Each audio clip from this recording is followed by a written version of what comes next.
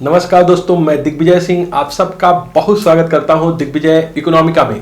दोस्तों, आज मैं आपकी मुलाकात कराने वाला हूं मृत्युंजय राव से। मृत्युंजय जो है इस समय जेएनयू में पीएचडी कर रहे हैं और ये यूजीसी नेट एग्जाम के टॉप स्कोरर रहे हैं इकोनॉमिक्स में। इनकी जो परसेंटाइल रहा है इकोनॉमिक्स में 99.94, इससे आप अनुमान लगा सकते हैं कि इन्होंने कितना अच्छा परफॉर्मेंस किया था यूजीसी नेट एग्जाम में। दोस्तों, इनका जो स्ट्रेटजी क्या रहा है, किस तरह इन्होंने इतनी अच्छी सफलता हासिल की है, इसके बारे में इनसे पूरी स्ट्रेटजी हम सीखेंगे। तो पूरे वीडियो को आप अच्छे से देखिए और हम लोगों के साथ इस पूरे वीडियो को एंजॉय करिए और सीखिए कि किस तरह की स्ट्रेटजी आप अडॉप्ट करें ताकि इस एग्जाम में आप भी टॉप स्कोरर बन सकें। तो मैं दोस्तों आमंत्रित करता हूं मृत्युंजय को और पहला सवाल मैं पूछता हूं कि आप अपने एकेडमिक बैकग्राउंड के बारे में हमारे व्यूअर से परिचय कराइए कि किस तरह आपकी एकेडमिक पढ़ाई हुई है। तो मृत्युंजय आइए और कुछ अपने एकेडमिक बैकग्राउंड के बारे में बताइए। बहुत बहुत धन्यवाद सर, मुझे अपने YouTube चैनल पे आमंत्रित करने के लिए। साथ ही साथ मैं दिग्विजय इकोनॉमिका के सभी व्यूअर्स को भी बहुत शुभकामनाएं देता हूं इस प्लेटफॉर्म से जुड़ने के लिए। मैं अपने एकेडमिक पृष्ठभूमि के बारे में बात करूं तो मेरी बेसिकली हाई स्कूल की पढ़ाई मैंने इलाहाबाद से पूरी की। फिर 12th से लेके पीजी तक की पढ़ाई मेरी नजाकत और नफासत के सर लखनऊ से हुई। कैसे मैंने तैयारी की, बाकी मैंने क्या किया, उसको बताने से पहले मैं बता दूं कि मेरे लखनऊ विश्वविद्यालय से और जेएनयू चौक के पहुंचने के सफर में जो सबसे बड़ा योगदान रहा, जिनके मार्गदर्शन में मैंने काम किया, वो सर मेरे बगल में खड़े हैं अभी। मैंने ग्रेजुएशन में हिंदी, इकोनॉमिक्स और सोशोलॉजी 3 विषय लिए थे मैंने। पीजी करने से पहले मुझे इकोनॉमिक्स के बारे में बहुत नॉलेज नहीं थी। हिंदी मेरा पसंदीदा विषय रहा है, लेकिन अगर मैं इकोनॉमिक्स से आज कुछ कर रहा हूं तो उसमें भी सर का बहुत बड़ा योगदान है, क्योंकि जब मुझे इकोनॉमिक्स का ई तक नहीं पता था तब मैंने इनकी सलाह पे इकोनॉमिक्स विषय लिया था। फिर मैंने पीजी इकोनॉमिक्स की लखनऊ विश्वविद्यालय से और अपना जेआरएफ के एग्जाम क्वालिफाई किया। फिर पीएचडी एंट्रेंस में लखनऊ विश्वविद्यालय के पीएचडी एंट्रेंस में मैं फर्स्ट रैंक होल्डर रहा। वहाँ से निकल के अब फिलहाल जेएनयू के सीएसपी से मैं इकोनॉमिक्स में पीएचडी कर रहा हूँ। तो आप इस समय जेएनयू में हैं और आप अपने पीएचडी को बड़े अच्छे से कर रहे हैं और बड़े अच्छे विषय पे कर रहे हैं। आप ये पहले हमारे व्यूअर्स को बताइए, जो बहुत लोग जानना चाहते हैं कि आपको कितनी स्कॉलरशिप मिलती है फेलोशिप के रूप में। बहुत अच्छा सवाल है सर ये। किसी ने कहा है कि money has now become the sixth sense which is controlling all other 5 senses. और कबीरदास भी लिखते हैं कि माया है ठगनी बनी, ठगती फिरे संसार, जो ठग ठगनी को ठगे उस ठग को नमस्कार।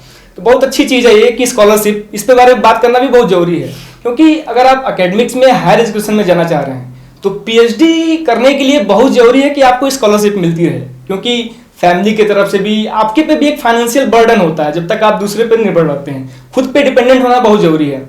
जब आप जेआरएफ, अभी फिलहाल मेरा जेआरएफ है, तो मुझे 31,000 पर मंथ जो है स्कॉलरशिप मिलती है। साथ ही मैं दिल्ली में हूँ तो वहाँ एचआरए थोड़ा ज़्यादा मिलता है लखनऊ से, मेट्रो सिटी होने की वजह से। तो 7440 7440 रुपये मुझे एचआरए मिलता है और साल में 10,000 रुपये और मिलते हैं मुझे कंटिजेंसी फंड के रूप में।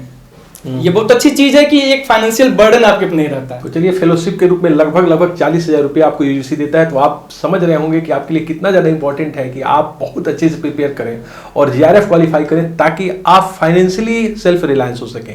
और सेल्फ रिलायंस होना पीजी करने के बाद कितना इंपॉर्टेंट होगा, कितना आपको इंसेंटिव देगा, आप कितने आगे जा सकते हैं, इसका अनुमान आप लगा सकते हैं।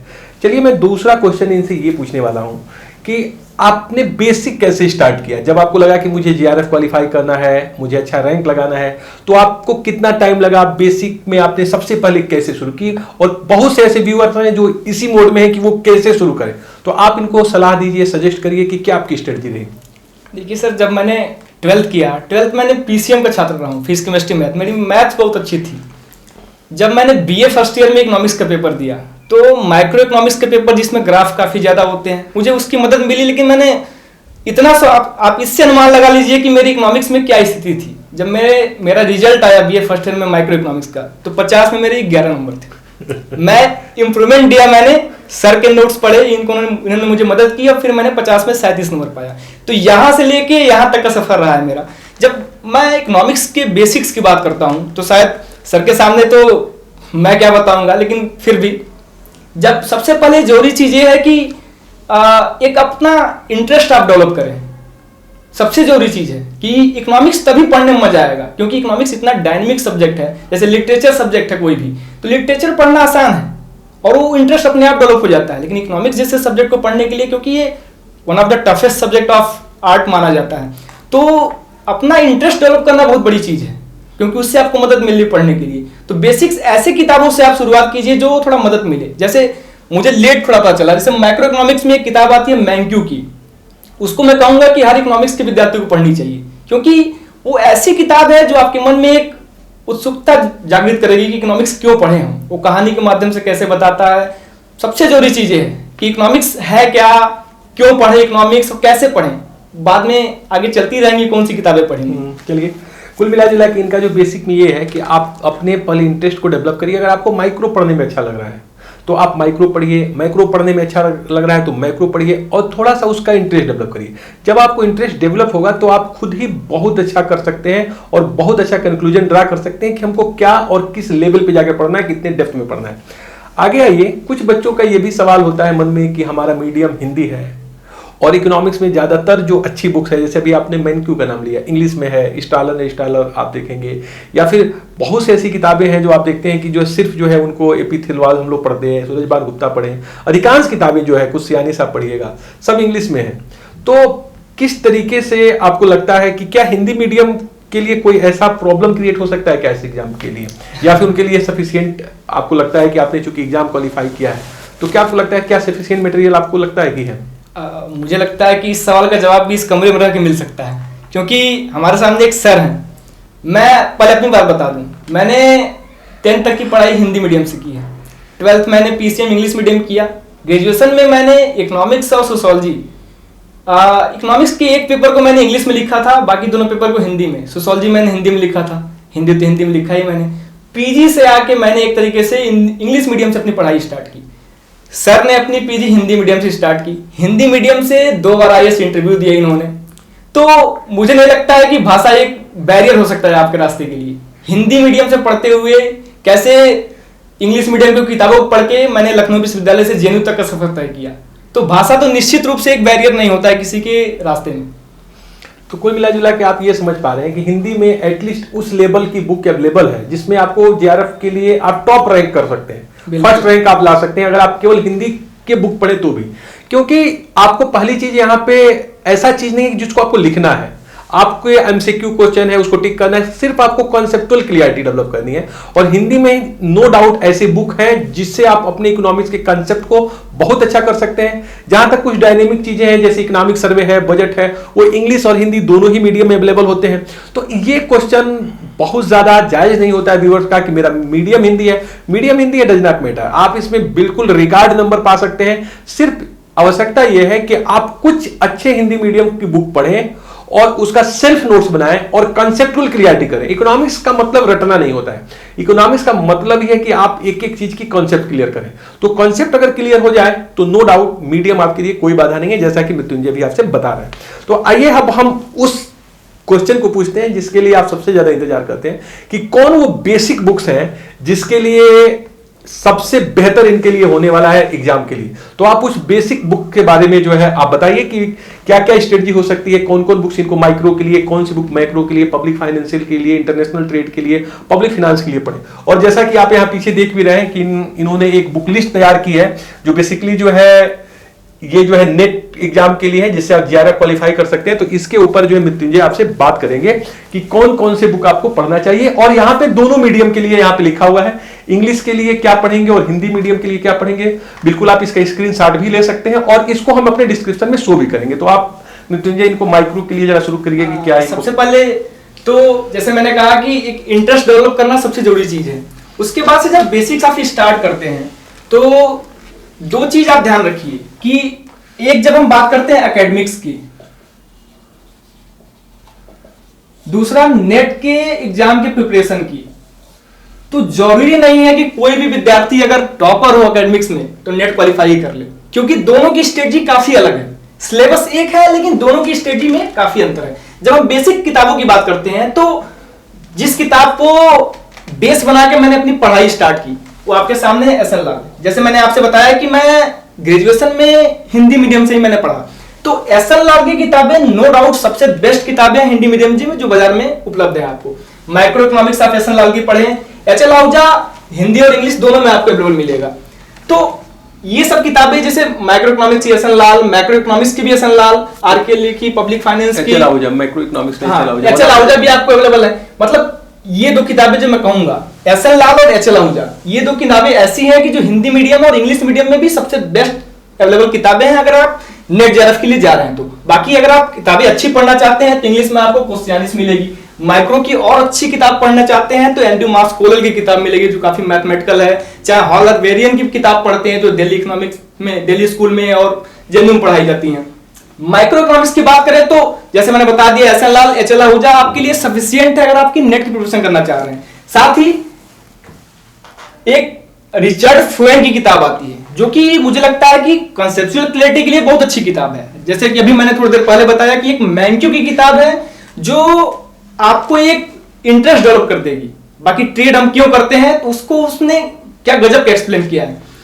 और आगे पब्लिक फाइनेंस की बात करें हम तो अरे कुल मिला के एक शब्द में मैं कहूंगा कि अगर हिंदी मीडियम वाले आप छात्र हैं तो निश्चित रूप से एसएल लाल से अच्छा कोई विकल्प आपके पास नहीं है। और इंग्लिश मीडियम में तो माइक्रो मैक्रो बाकी इन सब चीजों के लिए एचएल आहूजा, बाकी डेवलपमेंट के लिए एपी थिलवाल और एमएल जिंगन। एमएल जिंगन जैसे एमएल जिंगन किताब को बहुत लोग सलाह देते हैं नहीं पढ़ो, लेकिन मुझे लगता है कि एमएल जिंगन ये ऐसी किताब है जो आपका सारा सिलेबस कवर करती है। तो एग्जाम पर्पस से मैं कहूंगा कि एमएल जिंगन जरूर पढ़ें क्योंकि उसमें आपको कंक्रीट चीजें पढ़नी होती है। बाकी नॉलेज के लिए तो बहुत सी किताबें मिलेंगी, जैसे सर ने थिलवाल लिखी है बहुत अच्छी किताब है, लेकिन थिलवाल मोटी किताब है। आप सिलेबस अगर आप पढ़ना चाह रहे हैं एकेडमिक्स के लिए तो पढ़िए, अच्छी चीज है। बाकी इंटरनेशनल इकोनॉमिक्स के लिए भी सर ने एमएल जिंगन लिखा है। इंग्लिश मीडियम के लिए एचजी मन्योर और एमएल जिंगन दोनों हैं। और अच्छी किताब पढ़ना चाह रहे हैं तो सेल्वाटोर आप पढ़िए। इकोनॉमेटिक्स के लिए इसको लेके बच्चों के मन में बड़ा एक डर रहता है, इसके ऊपर आप फोकस करिए कि इकोनॉमेटिक्स और स्टैटिस्टिक्स के कुछ क्वेश्चन जरूर आते हैं। हाँ, तो उसकी प्रिपरेशन कैसे करें। जैसे इकोनॉमेटिक्स का जब डिफिनेशन मैंने पढ़ा सबसे पहले गुजराती में पढ़िए चाहे क्वेश्चनिस में पढ़िए तो उसमें लिखा था कि it is a combination of mathematics, economics and statistics but it is completely distinct from all this three subjects. तो इकोनॉमेटिक्स एक तरीके से लखनऊ विश्वविद्यालय में सबसे टफ पेपर माना जाता रहा। मैंने इस पेपर में अपने मुझे याद है कि 70 में मैंने 67 नंबर पाए थे। तो जब इकोनॉमेटिक्स की बात करेंगे तो मुझे लगता है कि अगर तीन किताबें जो सबसे महत्वपूर्ण किताबें इकोनॉमेटिक्स को पढ़ने के लिए तो उसमें एक आपकी क्वेश्चनिस आती है, दूसरी गुजराती आती है और एक किताब थोड़ी मोटी है जिसको जेएनयू में पढ़ाया जाता है, उल्ड्रिच की किताब। ये तीन किताबें आप पढ़ लें तो एकेडमिक्स रूप से आप पढ़ाने लायक हो जाएंगे। लेकिन जो मेन कंसर्न है मेरा बताने का कि इकोनॉमेटिक्स में आपको घबराने की बिल्कुल जरूरत नहीं है।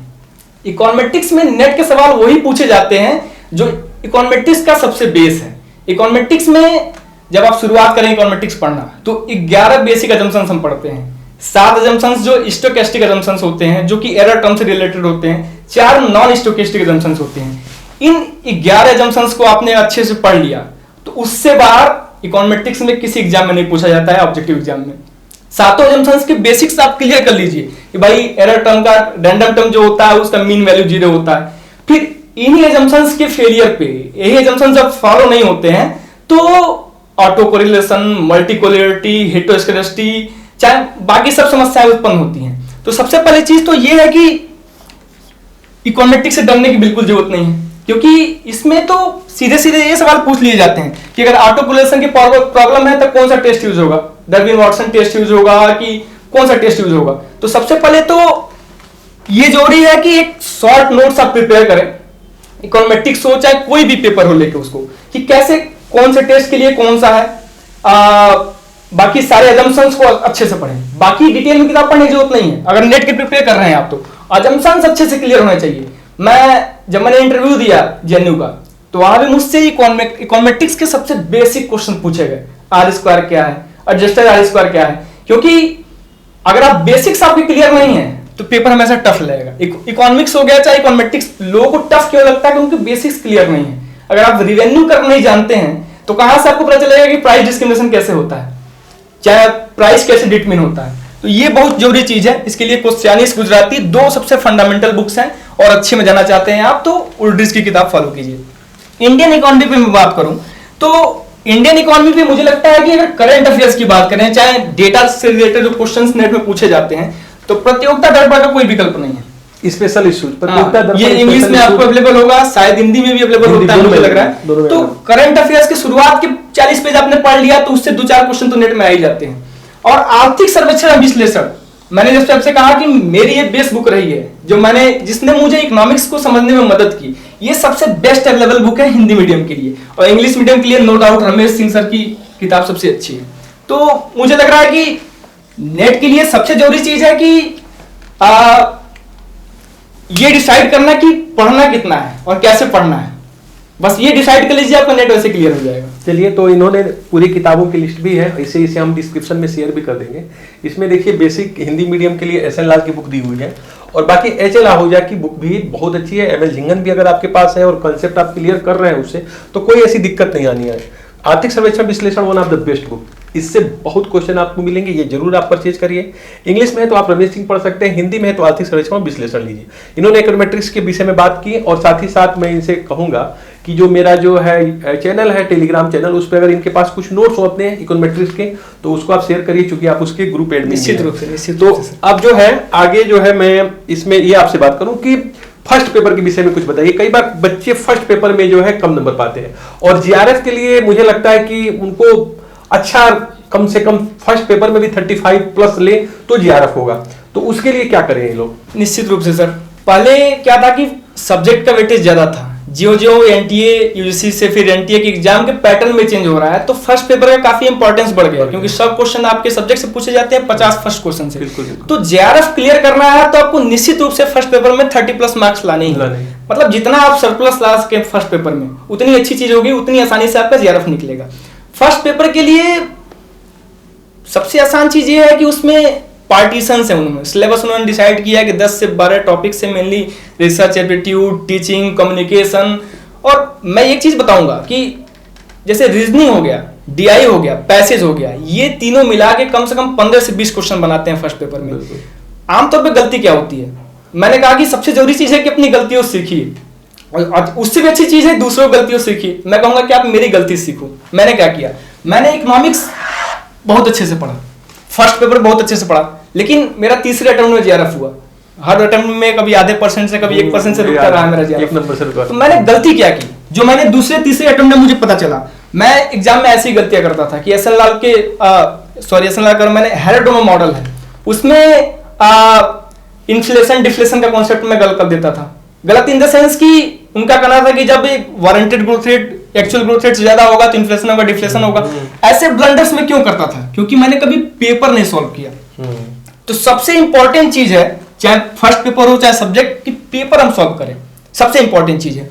और फर्स्ट पेपर जैसे मैं कहूं कि रीजनिंग, डीआई, पैसेज को हम हमेशा से होता रहा, मैंने भी इग्नोर किया। लोग इग्नोर कर देते हैं कि पैसेज तो है, पढ़ के कर देंगे, लेकिन लास्ट टाइम में हुआ तो टाइम मैनेजमेंट भी तो आपको देखना होता है। बिल्कुल बिल्कुल बिल्कुल।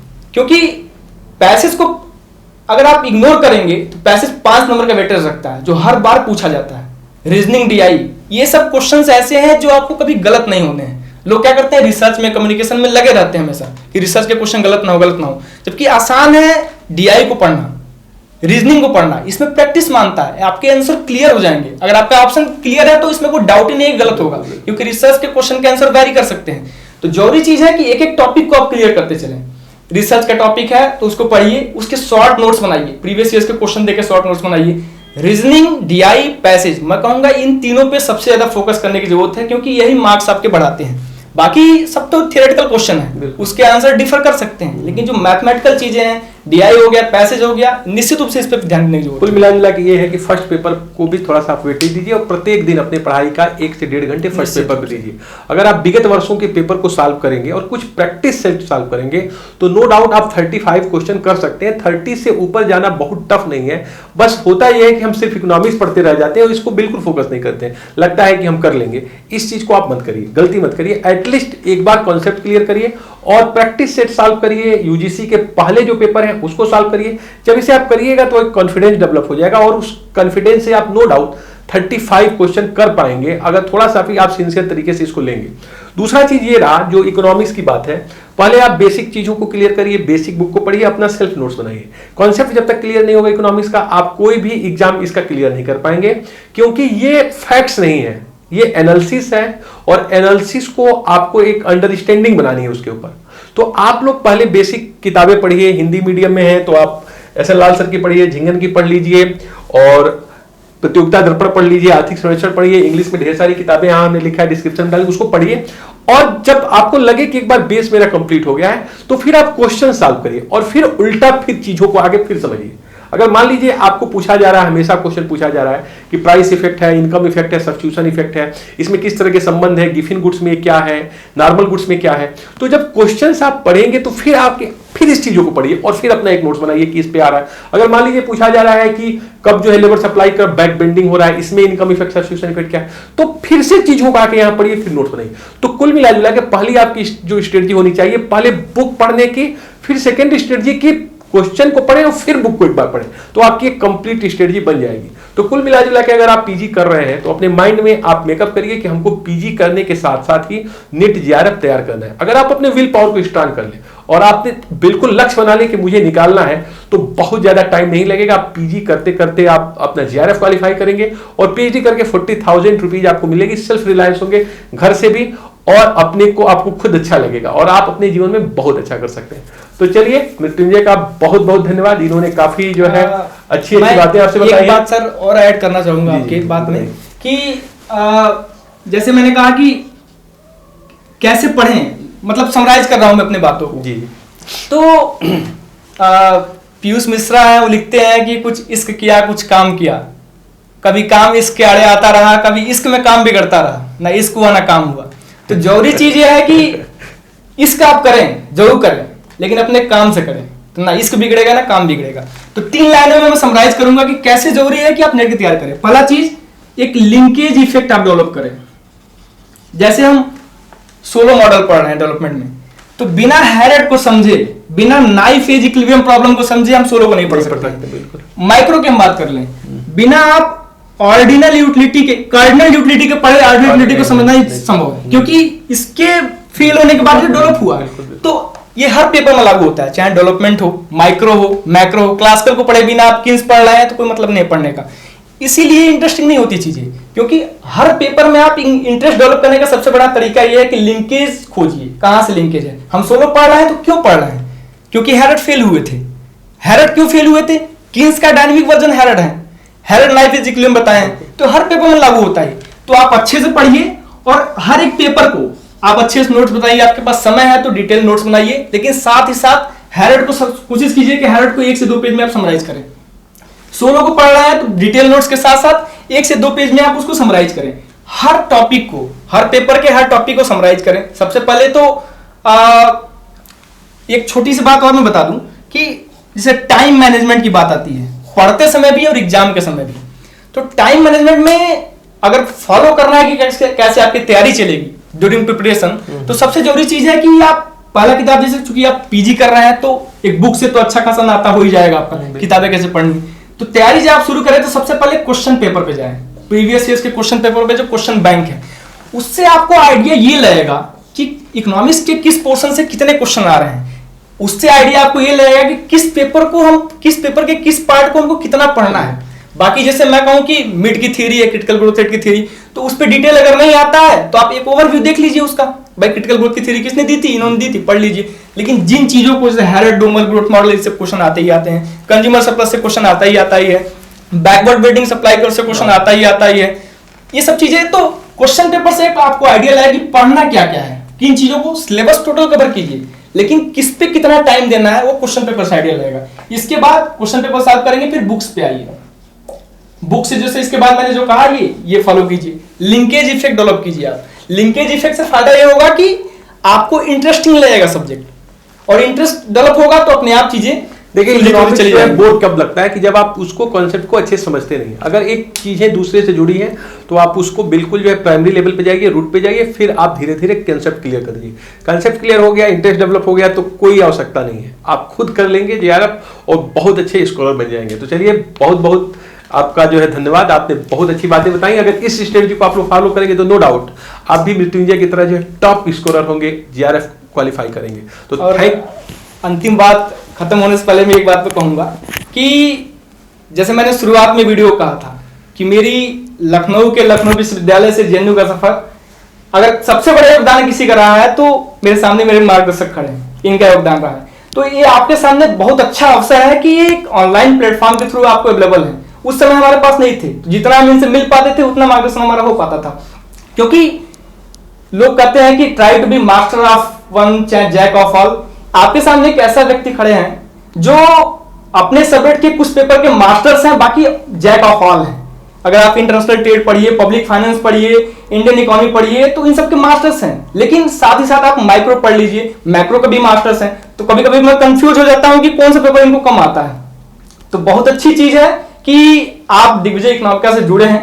कोशिश कीजिए कि इसको जितना से हो उतना शेयर कीजिए, क्योंकि शेयरिंग इज केयरिंग। क्योंकि इंडिया में समस्या यह है कि अच्छे मटेरियल्स अवेलेबल नहीं है, लोगों के पास रिसोर्सेज कम है। तो ये एक अच्छा माध्यम है कि लोगों को कैसे हेल्प किया जाए, अपने नेशन बिल्डिंग में आप ह्यूमन कैपिटल का रोल कैसे डेवलप करें।